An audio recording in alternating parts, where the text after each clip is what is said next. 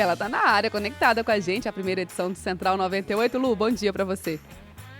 Bom dia, Carol. Bom dia, João. Bom dia dia. para nossa audiência. Não esquece não, João. Faz um pix. Tá aí, já anota aí, João, você já faz lá que é pra Não. comemorar. A gente quer tentar um novo recorde, entendeu? Aqui Quanto tem mais muito. Pix você fizer, melhor. Manda aí o seu CPF. O seu já tá até salvo aqui, já. cara. Ô, Lu, manda pra mim também aqui no meu zap aqui, que eu vou passar um Pix também. Pode deixar. Acabando aqui a coluna, eu já mando no seu WhatsApp. Gente, doutora Luciana Nepomuceno hoje falando sobre os interrogatórios no STF. A gente está acompanhando aqui, já trouxemos aí os principais pontos de ontem. Lu, esse interrogatório acontecendo continua hoje, né? A gente tem aí esse núcleo, esse primeiro grupo sendo ouvido pelo Supremo. Exatamente, Carol. Nós tivemos ontem o início de uma fase de extrema relevância para essa ação penal, que é a 2668, que apura esses atos envolvendo a tentativa de golpe de Estado e a ruptura antidemocrática. Nós vimos ontem que o Alexandre de Moraes ele passou a inquirir os réus.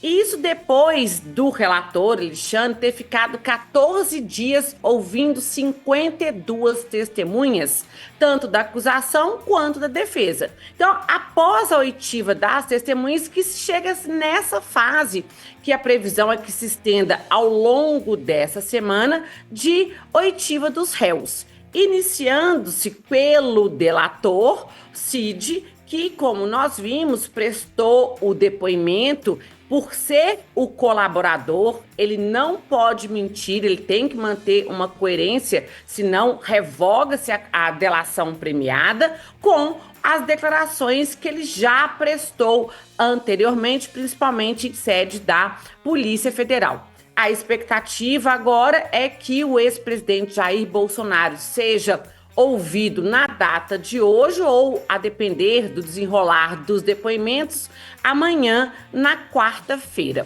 O que é importante nós destacarmos aqui, pelo conteúdo das declarações prestadas por Mauro Cid, que ele coloca o Jair Bolsonaro ali realmente no centro dessa consciência, dessa trama para dos atos envolvendo o golpe de Estado. Por quê? Porque ele fala que Bolsonaro leu a minuta do golpe, ele fala que ele enxugou, inclusive naquela trama de se prender todos os ministros, depois se liberar todos, deixando lá somente recluso o relator Alexandre de Moraes. Temos que destacar também que o Alexandre de Moraes ele poderia, na condição de relator, delegar essa função para um juiz auxiliar proceder ali tanto a oitiva das testemunhas quanto a inquirição dos réus. E o que nós estamos vendo neste processo especificamente é que Alexandre de Moraes está ele próprio à frente dessa condução da instrução processual.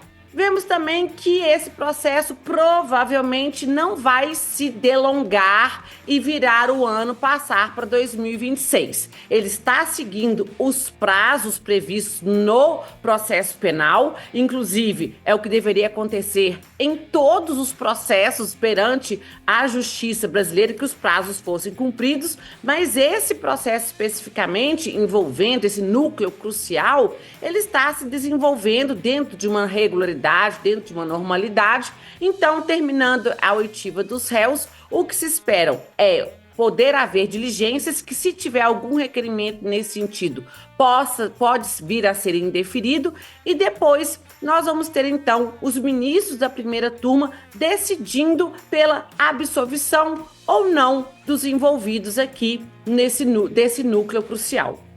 Ô, Luciana, e em relação ainda aos depoimentos, você também vê uma situação se complicando para o Braga Neto, o general Braga Neto, que inclusive está preso, porque o Mauro Cid até fala sobre questão de dinheiro que foi dado a ele para repassar a outras pessoas.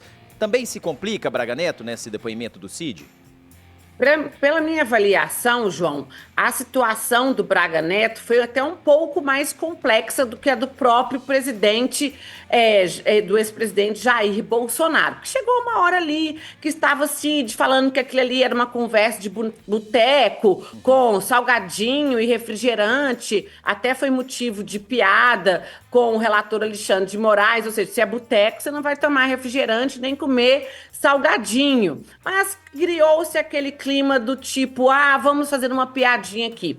Com o Braga Neto, ele foi incisivo de falar que recebeu dinheiro esse que estaria dentro de uma caixa de vinho para entregar a um dos chamados quids pretos. Então, a situação do Braga Neto, até porque o Braga Neto está preso, ela sai bem complicada a partir do depoimento do Mauro Cid. Vamos acompanhar os demais depoimentos ao longo dessa semana.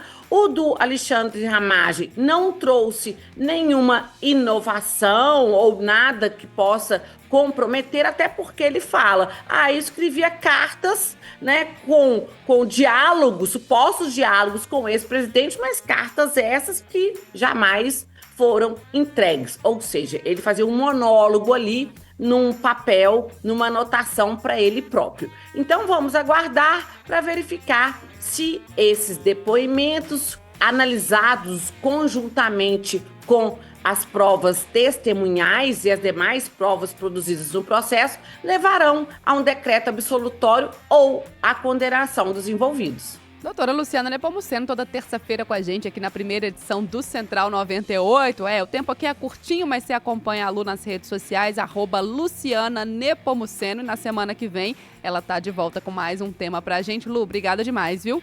Até semana que vem, João. Tô guardando o Pix.